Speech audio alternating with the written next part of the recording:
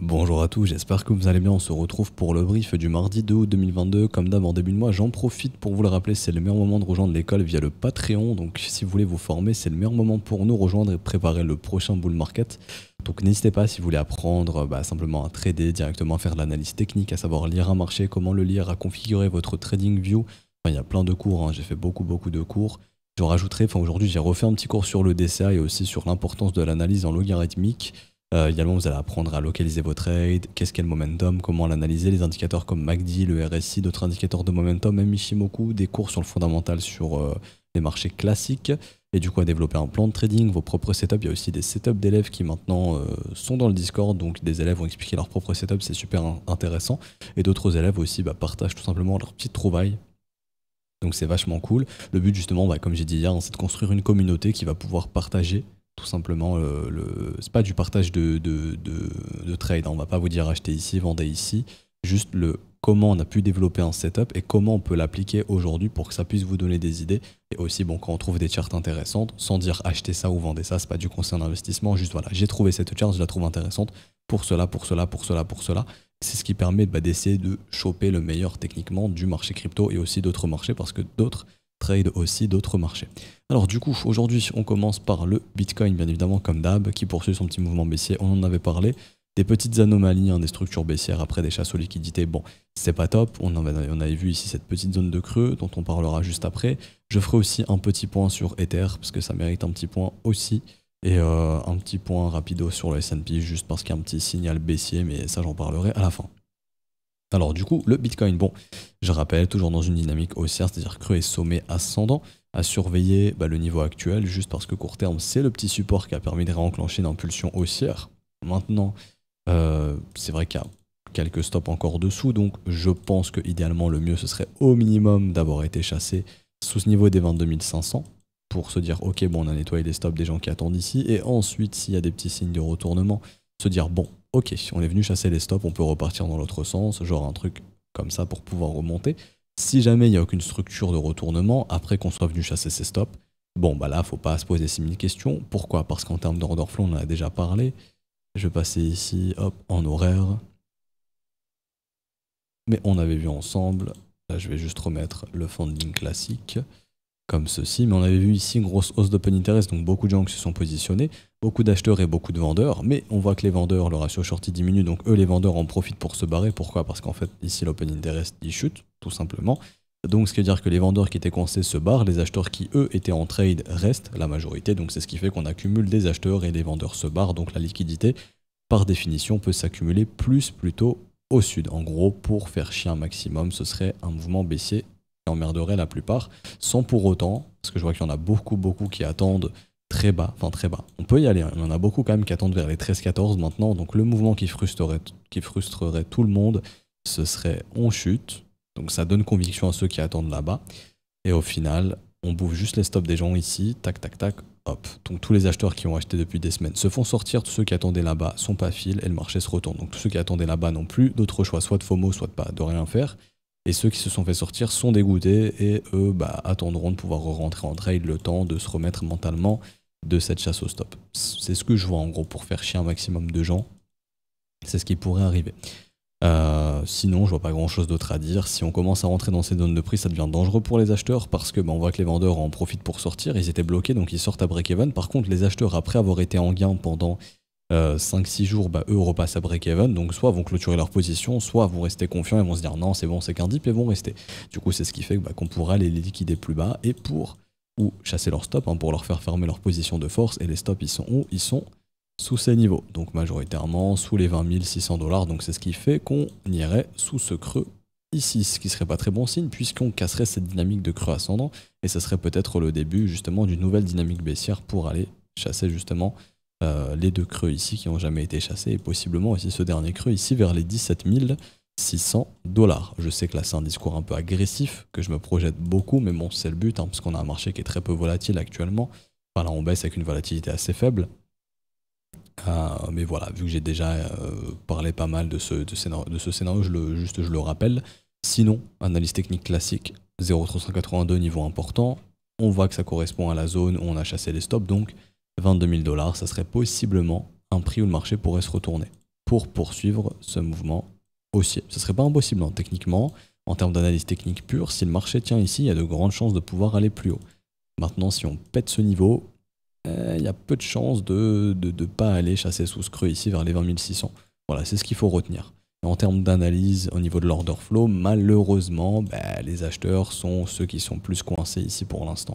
Donc on est repassé sur un ratio long à 55% contre 45% short, avec justement sur ce dip un ratio long qui monte, donc plus des gens qui essayent d'acheter le dip, et du coup des shorters qui eux essayent plutôt de se barrer de leur position, donc c'est ce qui fait que ça accumule les acheteurs à liquider et à stopper plus bas.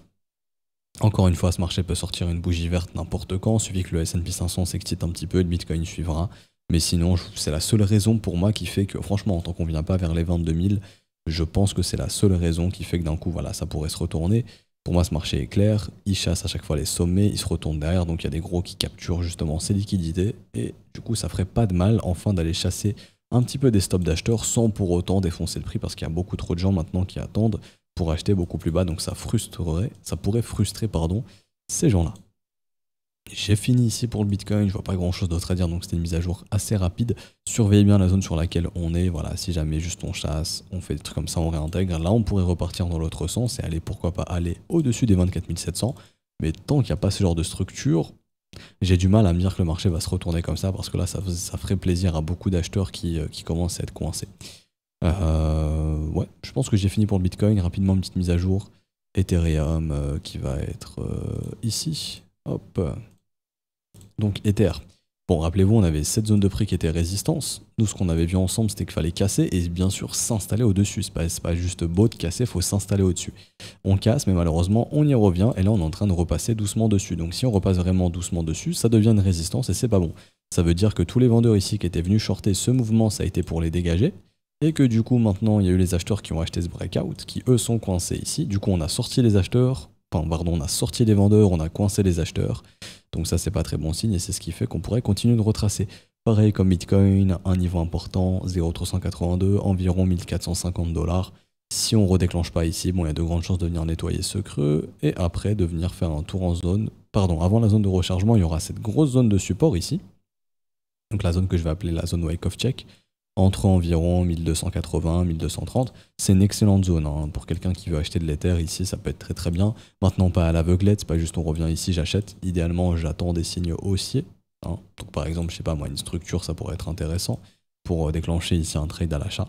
Mais sinon, en dehors de ça, je vois pas. On a une résolution baissière, on repasse sous le support qui était on repasse sous la résistance qui était devenue support, qui va redevenir une résistance si vraiment on s'enfonce dessous. C'est pas trop bon signe ce qu'on voit. Donc ouais, ce qui pourrait sauver d'Ether, c'est son premier arrêt vers les 1440. Sinon à l'instant T, je vois pas trop, à part si aujourd'hui il y a une grosse journée haussière sur les assets à risque et que du coup on transforme cette bougie en vert. Là ça serait vraiment positif, ça voudrait dire que le support il a tenu et on rejette. Et pour le coup il y a beaucoup de liquidation vers les 1700. Là sur Ether il y a des gros pics de liquidation vers les 1700, donc c'est ce qui fait que voilà, je peux m'attendre, vu ces liquidations, allez, un petit mouvement comme ça, juste histoire d'avoir un truc qui revient taper dans les 1007, quelque part par là, donc une grosse bougie verte, après à voir si ce sera vraiment le déclenchement de quelque chose ou non. Ou si c'est malheureusement juste, on chasse les liquidations, on retourne comme ça, changement de dynamique, et là on passe dans une dynamique baissière, et c'est ce qui fait qu'on pourrait revenir vers ces 1200, 1300 $. Donc ça reste à voir. J'ai fini pour Ether, et rapidement, order flow aussi sur Ether, c'est pareil, hein, les ratios longs qui remontent. Donc il y avait eu aussi des grosses hausses d'open interest, les vendeurs en profitent pour se barrer, les acheteurs restent majoritairement coincés, et les gens essaient de capturer le dip sur Ethereum, des fundings un petit peu positifs. Après je vais voir en termes de moyenne ça donne quoi. Ouais, on est sur une moyenne de funding positive depuis le 31 juillet, donc depuis 2-3 jours, avec des ratios longs qui remontent. On peut se dire que voilà, le sentiment il a un petit peu changé, les gens étaient bears, redeviennent bullish, essaient de capturer ce dip, alors que littéralement la dynamique est baissière, donc si les gens continuent d'acheter une dynamique baissière, c'est ce qui peut favoriser celle-ci. Quand je dis acheter avec du levier, hein, c'est quand en fait, pourquoi c'est pas bullish quand il y a beaucoup de gens qui achètent avec du levier? Parce que c'est des gens qui vont faire des promesses de revente. Quand vous shortez un marché, c'est quand il y a beaucoup de vendeurs qui shortent, donc là on parle sur les contrats dérivés, une vente à découvert c'est une promesse de rachat. C'est pour ça que c'est bullish, parce qu'en fait il y a plein de gens qui vont faire des promesses de rachat. Alors que quand les gens vont long, en fait ils vont faire des promesses de revente. Donc c'est des futurs vendeurs, donc c'est pas hyper bon signe. Si le prix va contre eux, bon bah vous vous retrouvez avec plein d'acheteurs qui sont en perte et qui vont devenir des vendeurs à perte et qui peuvent du coup pousser les prix encore plus bas. Et du coup, quand vous avez beaucoup de gens qui shortent un bottom, bon, il y a plein de gens qui vont faire des promesses de rachat et donc si ça remonte, ils sont à perte et ils peuvent racheter leur short, c'est ce qui fait que ça fait encore plus monter le prix, tout simplement. Donc quand vous voyez ici par exemple des gros funding négatifs, des ratios short qui montent, des open interest qui montent, il y a beaucoup de gens qui shortent, c'est ce qui fait qu'il y a beaucoup d'acheteurs, enfin de vendeurs qui vont faire des promesses de rachat et du coup le marché va dans l'autre sens et les faire acheter et du coup c'est ce qui fait que le marché remonte sans trop de problèmes. Ok ? Et du coup, pour finir rapidement, le S&P 500 qui va être ici. Alors du coup, le dollar index il continue de chuter un petit peu. Pour l'instant, on est juste sur une pattern de retournement weekly. Comme je l'ai dit, c'est pas le signe de retournement ultime, hein. Moi, ce qui m'intéresse, c'est de voir si cette zone va tenir. Si elle tient, bon bah c'est haussier, le dollar sera de plus en plus fort. Par contre, si ça tient pas et qu'on repasse dessous, là c'est un gros signal bearish et pour moi ça signifiera la fin du mouvement haussier du dollar. Et donc ça pourrait permettre aux cryptos et aux indices, aux actions de souffler un petit peu. Mais franchement, là, par une divergence baissière et une pattern de retournement, c'est déjà deux bons signes. Mais quand on a un dollar index qui est aussi fort et une macro aussi dégueulasse, bah c'est vrai qu'on aimerait voir plus de signaux bearish. Et le S&P 500, du coup, hop, rapidement en daily. Pour l'instant, il n'y a pas de rien d'alarmant. Bon, je vais passer sur le futur, ce sera mieux. Sur le futur, c'est un petit peu plus dégradant, mais après, pour le coup, là, il faut attendre vraiment la session US. Là, c'est la pré-cotation, si je puis dire, c'est le pré-market. On a une petite pattern de retournement baissière sur le S&P qui pourrait mettre une pause à ce mouvement, qui pourrait mettre un terme à ce mouvement haussier. Mais c'est le premier signal. Généralement, ce qu'on veut, c'est le dip, ensuite le rebond, le dip à nouveau, la structure qui inverse, par exemple ici, tac, tac, tac, le M, et là, on reprend un mouvement baissier. Tant qu'on n'a pas ça, on peut pas se dire que le mouvement du S&P 500, il est fini. Bon, après, vigilance, parce qu'on est quand même sur les 0,382, c'est un niveau extrêmement important. Généralement, quand le marché rejette ici, c'est signe de dead cat band, c'est de continuation baissière. Donc c'est ce qui voudrait dire que le rebond du S&P est fini ici, si on commence à repartir comme ça, et qu'on irait retester les plus bas.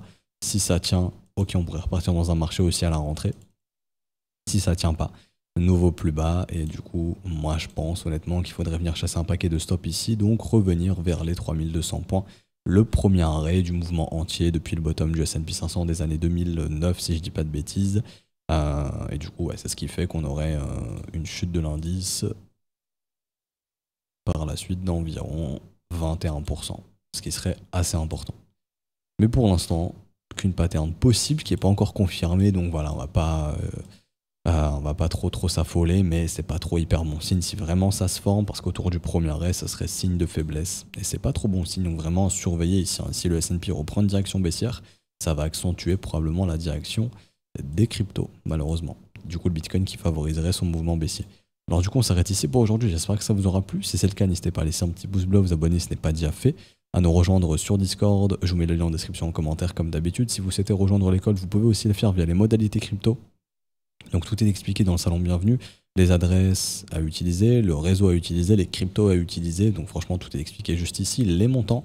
Également le TXID, donc l'identifiant de transaction qui se génère automatiquement, vous avez juste à l'envoyer à tous les profs ou à un des profs. Le mieux c'est à tous les profs, comme ça le premier qui le voit le valide et vous avez votre rôle élève dans l'heure ou dans la journée grand maximum. Du coup on se retrouve demain, probablement ou jeudi si le marché n'a pas trop bougé. Bonne journée à tous, ciao ciao.